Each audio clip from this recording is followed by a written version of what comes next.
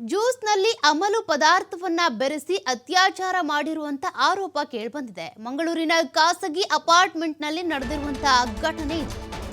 3 ತಿಂಗಳ ಹಿಂದಿನ ಘಟನೆ ಬಗ್ಗೆ ಕದ್ರಿ ಠಾಣೆಗೆ ಯುವತಿ ದೂರನ್ನ ಕೊಟ್ಟಿದ್ದಾಳೆ.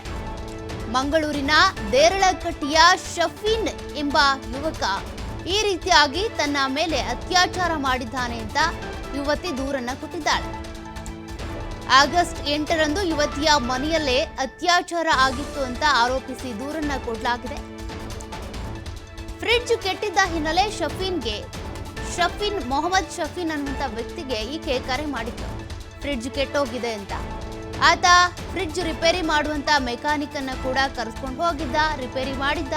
ಅದಾದ ಬಳಿಕ ಫ್ರಿಡ್ಜ್ ಅನ್ನ ನಾನು ಹೇಳೋವರೆಗೂ ಆನ್ ಮಾಡಬೇಡ ಅಂತ ಕೂಡ ಹೇಳ್ಬಿಟ್ಟು ಹೋಗಿದ್ದಂತೆ. ಅದಾದ ಬಳಿಕ ಮೆಕ್ಯಾನಿಕ್ ಅನ್ನ ಕಳಿಸಿ ಮನೆಗೆ ಬರೋ ಸಂದರ್ಭದಲ್ಲಿ ಜ್ಯೂಸ್ ಮತ್ತು ಕೆಲ ಹಣ್ಣುಗಳನ್ನ ತೆಗೆದುಕೊಂಡು ಬಂದಿದ್ದಂತೆ. ಆ ಜ್ಯೂಸ್ನಲ್ಲಿ ಅಮಲು ಪದಾರ್ಥವನ್ನ ಬೆರೆಸಿ ಈ ಯುವತಿಗೆ ಕುಡಿಸಿದ್ದಾನೆ. ಯುವತಿ ಜ್ಯೂಸ್ ಕುಡಿದ ಬಳಿಕ ಪ್ರಜ್ಞೆ ತಪ್ಪಿದ್ದಾಳೆ. ಆಗ ಈಕೆಯ ಜೊತೆಗೆ ದೈಹಿಕ ಸಂಪರ್ಕ ನಡೆಸಿದ್ದಾನೆ, ಅತ್ಯಾಚಾರ ಮಾಡಿದ್ದಾನೆ ಅಂತ ಯುವತಿಗೆ ಎಚ್ಚರ ಆದ್ಮೇಲೆ ಗೊತ್ತಾಗಿದೆ. ಹೀಗಾಗಿ ಇದಕ್ಕೆ ಸಂಬಂಧಪಟ್ಟಂತೆ ಆಕೆ ಕಂಪ್ಲೇಂಟ್ ಕೂಡ ಕೊಟ್ಟಿದ್ದಾಳೆ. ಅಲ್ಲದೆ ಅತ್ಯಾಚಾರ ಆದ ಬಳಿಕ ವಿಡಿಯೋ ಕೂಡ ಮಾಡಿಕೊಂಡು ಬೆದರಿಕೆ ಹಾಕ್ತಾ ಇದ್ದಂತೆ. ಇದೇ ರೀತಿ ನೀನು ಮತ್ತೆ ನನಗೆ ಸಹಕಾರ ಕೊಡಬೇಕು, ಕೊಡದೇ ಇದ್ರೆ ಈ ವಿಡಿಯೋವನ್ನ ಸಾಮಾಜಿಕ ಜಾಲತಾಣದಲ್ಲಿ ಅಪ್ಲೋಡ್ ಮಾಡ್ತೀನಿ ಅಂತ ಕೂಡ ಬೆದರಿಕೆ ಹಾಕ್ತಾ ಇದ್ದಂತೆ. ಜೊತೆಗೆ ಶಫೀನ್ ಅಣ್ಣ ಮೊಹಮ್ಮದ್ ಶಿಯಾಬ್ ಕೂಡ ಆಕೆಯ ಮೇಲೆ ಅತ್ಯಾಚಾರಕ್ಕೆ ಯತ್ನಿಸಿದಂತೆ. ಕೊಲೆ ಬೆದರಿಕೆ ಆರೋಪ ಕೂಡ ಕೇಳಿಬಂದಿದೆ. ಈಗ ಕಂಪ್ಲೇಂಟ್ನಲ್ಲಿ ಶಫೀನ್ ಹಾಗೂ ಶಿಯಾಬ್ ಇಬ್ಬರ ವಿರುದ್ಧ ಕೂಡ ಆಕೆ ಉಲ್ಲೇಖ ಮಾಡಿದ್ದಾಳೆ. ಜೊತೆಗೆ ಇವರ ವಿರುದ್ಧ ಕಂಪ್ಲೇಂಟ್ ಕೊಡ್ತಾಳೆ ಅಂತ ಗೊತ್ತಾದ ತಕ್ಷಣ ಶಿಯಾಬ್ನ ಪತ್ನಿ ಕೂಡ ಈಕೆಗೆ ಬೆದರಿಕೆ ಹಾಕಿದ್ದಾಳಂತೆ. ಹಾಗಾಗಿ ಈಕೆಯ ವಿರುದ್ಧನೂ ಕೂಡ ನೀವು ಎಚ್ಚರಿಕೆಯನ್ನು ಕ್ರಮವನ್ನು ತೆಗೆದುಕೊಳ್ಬೇಕು ಅಂತ ಕಂಪ್ಲೇಂಟ್ನಲ್ಲಿ ಉಲ್ಲೇಖ ಮಾಡಿದ್ದಾಳಂತೆ. ಆಗಸ್ಟ್ 27ನೇ ತಾರೀಕು ಈ ಮೊಹಮ್ಮದ್ ಶಫೀನ್ ಏನಿದ್ದಾನೆ ಆತನ ಸಹೋದರ ಶಿಯಾಬ್ ಕೂಡ ಈಕೆ ಮೇಲೆ ಅತ್ಯಾಚಾರಕ್ಕೆ ಪ್ರಯತ್ನ ಪಟ್ಟಿದ್ದಂತೆ. ಅಂದರೆ ಅವತ್ತಿನ ದಿನ ಈಕೆ ತನ್ನ ಕಾರನ್ನು ಅವ್ರ ಮನೆಯಿಂದ ತೆಗೆದುಕೊಂಡು ಬರಬೇಕು ಅಂತ ಹೋದಂಥ ಸಂದರ್ಭದಲ್ಲಿ ಈ ರೀತಿ ಘಟನೆ ಆಗಿತ್ತಂತೆ. ಅಂದರೆ ಶಫೀನ್ನ ಅಣ್ಣ ಕೂಡ ಈಕೆಯ ಮೇಲೆ ಅತ್ಯಾಚಾರಕ್ಕೆ ಯತ್ನಿಸಿದ್ನಂತೆ. ಇನ್ನು ಆಗಸ್ಟ್ 27ನೇ ತಾರೀಕು ಈಕೆ ಮನೆಗೆ ನುಗ್ಗಿ 62,000 ರೂಪಾಯಿ ಹಣವನ್ನು ಕೂಡ ತೆಗೆದುಕೊಂಡು ಹೋಗಿದ್ದಾನಂತೆ. ಆಕೆಯ ಕಾರನ್ನು ಕೂಡ ತೆಗೆದುಕೊಂಡು ಹೋಗಿದ್ದಾನಂತೆ ಈ ಆರೋಪಿ. 10 ದಿವಸ ಹಿಂದೆ ಕದ್ರಿ ಸ್ಟೇಷನ್ಗೆ ಸಾಯಂಕಾಲ ಒಂದು ನೊಂದು ಮಹಿಳೆ ಬಂದು ಒಂದು ದೂರು ಕೊಟ್ಟಿದ್ರು.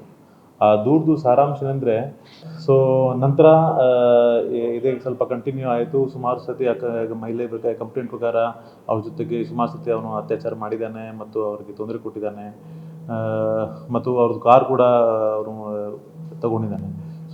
ನಂತರ ಹುಡುಗಿ ಅವ್ರದ್ದು ಸಂಭವ ಮನೆ ಅಡ್ರೆಸ್ ಹುಡುಕಿ ಹೋಗುವಾಗ ಅದೆಲ್ಲ ಕಟ್ಟದಲ್ಲಿ ಒಂದು ಅಪಾರ್ಟ್ಮೆಂಟಲ್ಲಿ ಅವರು ಕಾರ್ ನೋಡಿದರು. ಆಮೇಲೆ ಹುಡುಗಿಯನ್ನು ಫ್ಲ್ಯಾಟ್ಗೆ ಹೋಗಿ ಅವ್ರ ತಾಯಿ ಮತ್ತು ಅಣ್ಣನ ಜೊತೆ ಮಾತಾಡುವಾಗ ಅಣ್ಣ ಅವ್ರದ್ದು ಹೇಳ್ತಾರೆ ದಟ್ ನನಗೆ ಗೊತ್ತಿದೆ ನಿಮ್ಮ ತಮ್ಮ ನಿಮ್ಮ ಜೊತೆಗೆ ಏನು ಮಾಡಿದ್ದಾನೆ, ಈಗ ನಾನು ಅವನಿಗೆ ದುಬೈ ಕಳಿಸ್ತೀನಿ ಮತ್ತು ನಿಮ್ಮ ಜೊತೆಗೆ ಅದೇ ರೀತಿ ಮಾಡ್ತೀನಿ ಅಂತ ಅವ್ರಿಗೆ ಹೆದರಿಸಿದರು.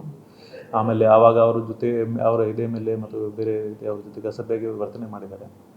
ಮತ್ತು ಮಾರನೇ ದಿವಸ ಅವ್ರ ಮನೆಗೆ ಬಂದು ಅವ್ರಿಗೆ ಹೆದರಿಸಿ ಅವರನ್ನು ಪರ್ಸಿಂದ ಸುಮಾರು 62,000 ಹಣ ಕೂಡ ತಗೊಂಡಿದ್ದಾನೆ. ನಂತರ ಇನ್ನೊಂದು ಮೇಲೆ ನಮಗೆ ಬಂದು ಈಗ ಕಂಪ್ಲೇಂಟ್ ಕೊಟ್ಟಿದ್ದಾರೆ. ನಾವು BNS ಸೆಕ್ಷನ್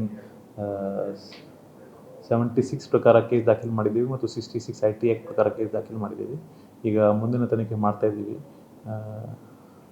ಈಗ ಸದ್ಯಕ್ಕೆ ಆರೋಪಿ ನಮ್ಮ ಮಾಹಿತಿ ಪ್ರಕಾರ ಔಟ್ ಆಫ್ ಕಂಟ್ರಿ ಹೋಗ್ಬಿಟ್ಟಿದ್ದಾನೆ. ಇಲ್ಲ, ಈ ಕಂಪ್ಲೇಂಟ್ ಈಗ ವಿಚಾರಣೆ ಮಾಡ್ತಾ ಇದ್ದೀವಿ. ಈಗ ಪ್ರೊಸೆಸ್ದಲ್ಲಿ ಇದೆ. ಆ್ಯಸ್ ಸೂನ್ ಆ್ಯಸ್ ಪಾಸಿಬಲ್ ನಾವು ಈಗ ಮುಂದಿನ ಕ್ರಮ ತಗೊಳ್ತೀವಿ. ಆರೋಪಿ ಲೋಕಲೈಟ್, ಇಲ್ಲಿ ಮಂಗಳೂರವರು, ದೇರ್ಲಕಟ್ಟೆ. ಸುಮಾರು 10